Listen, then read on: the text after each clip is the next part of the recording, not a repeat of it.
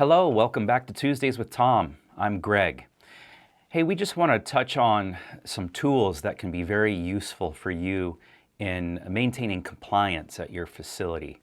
So this week on Tuesdays with Tom, we're going to look at some operational assistance and resource guides for providers.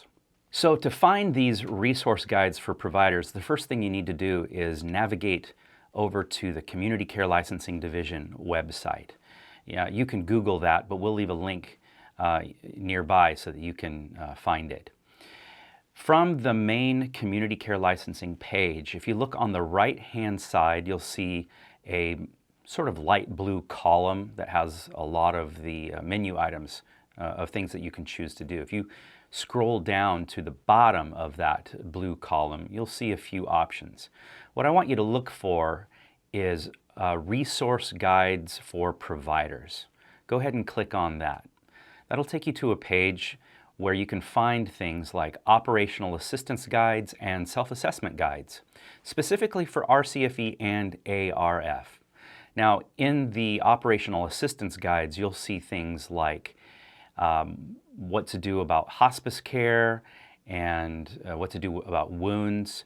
And there's even a medications guide there, which is really helpful when it comes time to train your staff to be medication aides, or the commonly used term medtech. Down below, you will see self-assessment guides. And I'm really fond of self-assessment guides. When I was an administrator, I would use these as a way to prepare my facility for my annual inspection from licensing. And I would take it a little step further, and I would employ my staff to take that operational self-assessment guide, and they would take that self-assessment guide, and whatever department they worked in, they would review that guide, and they would help me determine whether we would meet the regulation or not. It was very useful in having my staff do that, not just managers in the facility, but also caregivers, medication aides, dietary personnel, maintenance people, and housekeepers.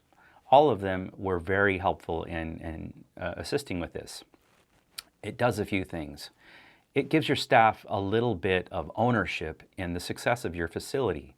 It also reminds them that there are regulations that are required to be met, and they're a part of meeting those regulations.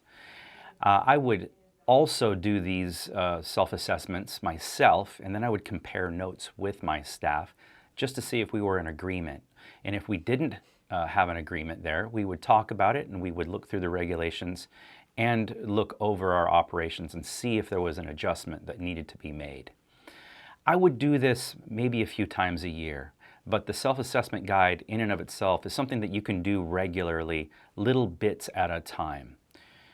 Go ahead and have a look at it, download it, keep a few copies available. As I said, it's a great way to train staff, it's a great way to keep yourself compliant, and it's there for your success. So I hope this helps. We'll see you next time.